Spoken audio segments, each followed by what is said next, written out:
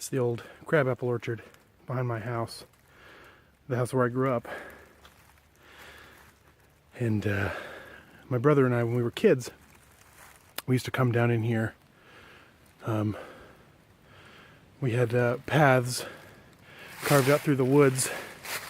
We used to come down in here to get away from, whatever.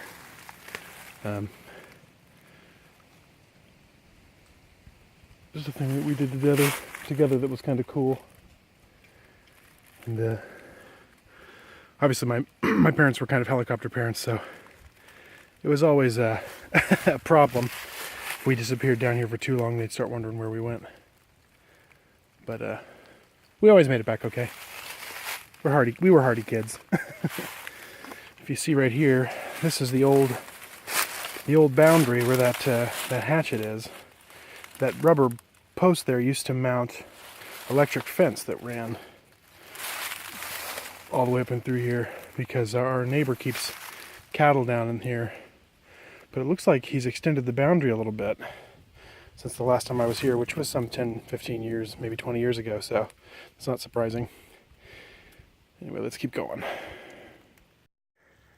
So that's one of the old tires that we used as a way marker. Once we got to the other side of the electric fence, to keep track of how to get to some of our favorite spots down here. Somewhere off in that direction, a long time ago, was a little pond, about 5-6 feet across, and these giant sunflowers used to grow out of it. It was one of the coolest things. When we were kids, it was like we'd stepped into something, discovered something secret. It was this great big, these really tall sunflowers, our height, which would have been, 4 or 5 feet. Yeah, but and then that way, if you go down through there, you'll eventually get to an old dried up riverbed or creek bed. It was dried up 15 years ago. It probably still is, but we shall see. You can see here, the new fence boundary is right here, and a tree's fallen over it. At some point in the last, I don't know, however long. But that tree's pulling those wires down, which is bad for Calvin and his cows. But it's good for me, because I can get through there without getting electrocuted, which is a preference. So I'll have to let Calvin know that he's got a tree down on his electric fence when I get back through here. All part of being a good neighbor.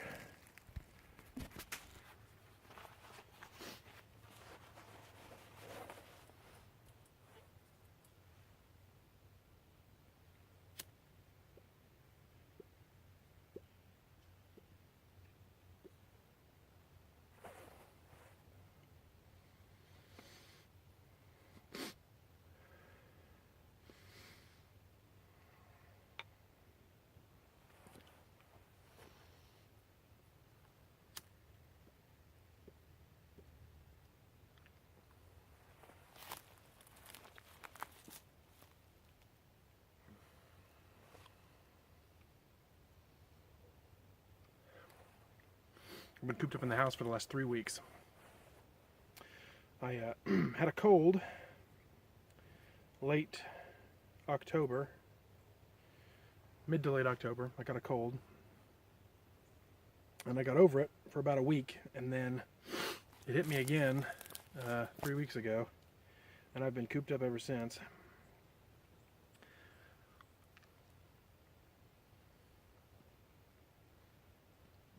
Just started feeling better around Thanksgiving, which was a relief.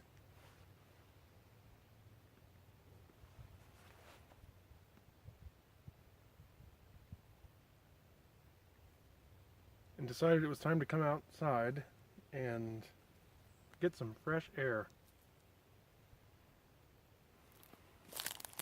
which is a relief.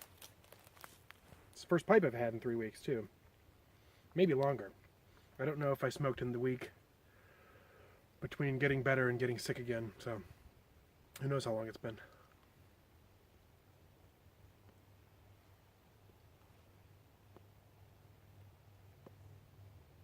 I'm smoking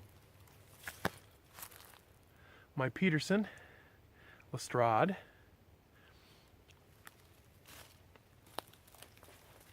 I love this pipe. And in it, a little Balkan Superior from Riches in Portland, Oregon. A great everyday English blend.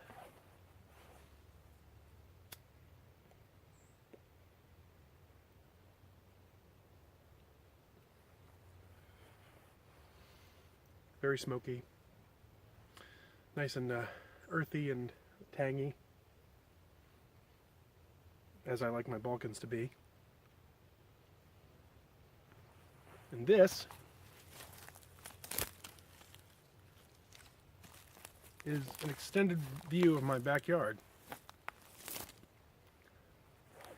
When I was a kid, my brother and I discovered, by accident, I think, a crabapple orchard, which you've already seen.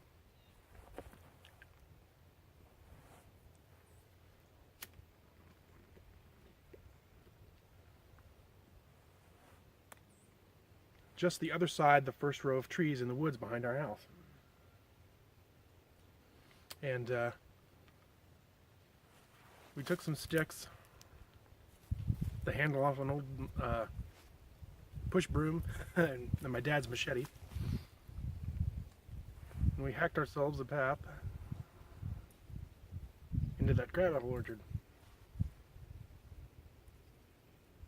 It was kind of like a clubhouse. At least that's the way we used it. And we were young, 5, 6 years old, and there was an electric fence right below, which I've shown you where that is at this point, right below the orchard.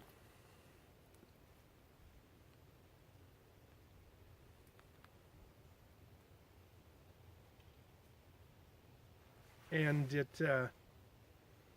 that was our line. We never crossed it until we did. We were like 6, 7 years old. We'd been down here. I've been coming down here a lot. Much to the dismay of our parents, who didn't really like us to stray too far from the house. They were by no means city people. They were very rural people, but they were also very nervous about things happening to their kids. You know how people get. And so we didn't stray very far, and then one day we were like, you know, we got time. Let's cross the electric fence today. So we did. And we came all the way down in through here. And I haven't gone, admittedly, that far. If you see right behind me, this is all overgrown with brush. Which it wasn't then. I mean, there was brush back here, but there were paths. And actually, I can see one of our old paths, because I remember there's a tiny creek bed right here. And there's a little path between the trees right there. Anyway, so we have been all over back here.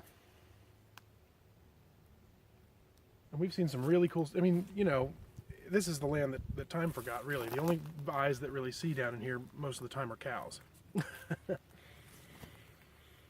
And to some extent, our next door neighbor, whose land this is, we don't tear anything up, so he doesn't mind. I mean, he's known us since before we were born, so. Anyway. We came down in here and we explored all over, and we found, that day was a really good day. We found all kinds of stuff. We must have walked 30 minutes in that direction. There's a creek bed about 5, 6 feet across. And there's a house. Or at least there was the shell of a house. And in the creek bed behind the house, there was an old Ford truck. I'm talking old, like 1940. And the way that it looked was that the truck had gone in the creek, and over time, the creek had washed mud and dirt into the truck frame, and when the creek dried up, the truck and all the sediment that had gone in through the windows and whatever had set up like concrete. So it's just embedded in the ground back there in the creek bed. Granted, now we saw this in 1996, 1997.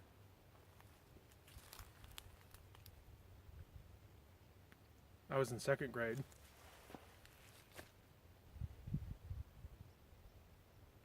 It may still be there, it may not.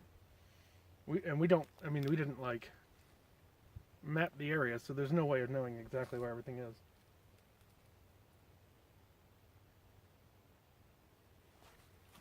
But for a couple of kids that didn't get a lot of adventure, this was a pretty good trade. Get away from the parents. Embark on your own. Explore the wilderness. It's literally 15 minutes that way. Is civilization. Well, is our house. And then, you take a 20-minute drive and that's the nearest town, or 10-minute drive and that's the nearest town. But real civilization is 2 hours in any direction. This is the woods.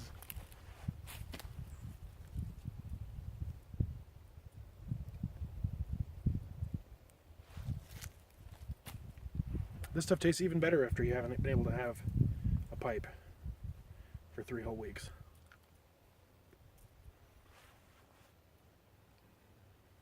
Excellent choice on my part. Way to go, me. You made a good choice.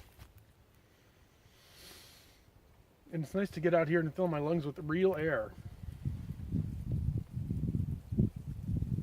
Get what Ohio winters passed by as some sun, which I believe is somewhere up there through the cloud cover. It's 50 some degrees now. It was in its 30s yesterday, 20s before that, 60s over the weekend. Ohio winter, man, I'm telling you.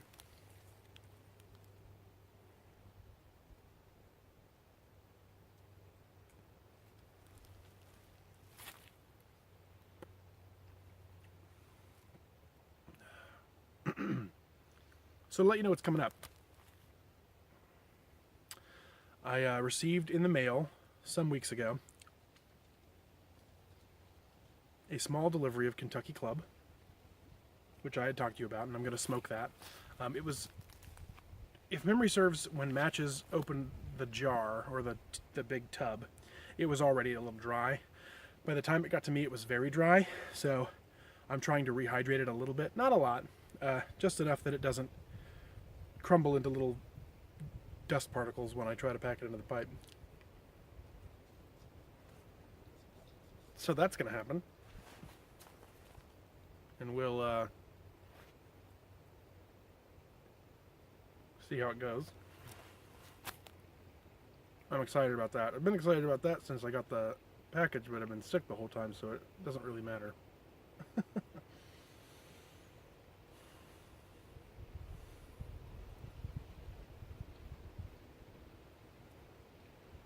I've also decided, since this channel is about me, that I'm going to start talking a little bit more about myself, my life, my childhood, my adolescence, those uncomfortable college years. You might not need to know anything about me except that I smoke pipes, and that's fine. But I've lived an interesting life. Not, jet-setting interesting, but to me, I've had a series of really interesting experiences. And that might be fun to share. In lieu of being able to spend time with, people in the community, in person, these little getting to know you videos that I've got planned, or getting to know me videos that I have planned, should be a lot of fun. Or, you know, they'll be boring and I'll be droning on about high school. Ugh. But who knows? You might learn some things about me that are surprising. I know there are a lot of things about me that are surprising to people. The people that I grew up with, this is surprising. So it should be fun. I'm looking forward to it, assuming that I can get rid of this cold completely. Good sign is I can taste the tobacco, and I can taste it in my nose, which I couldn't before. When I was starting to get sick, it was not pleasant. So anyway, that's all I needed from you guys. I just wanted to give you this little update and share a little bit about the area. But as far as I know, it's about 30 miles of brush that way. So someday I might convince my cohort, my partner in crime, if he's got a day where he can spare, to come down here and relive some of the moments. And maybe we can hack our way all the way to the creek bed again and see what it's like 15 years later. Actually, we really haven't been down in here since 2000, so since before 2000, so probably more like 20 years later. Wow, time gets away from you, doesn't it?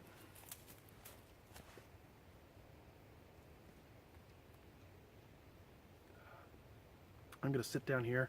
There's a stump right there. I'm going to have a seat, smoke this pipe. Thanks for watching.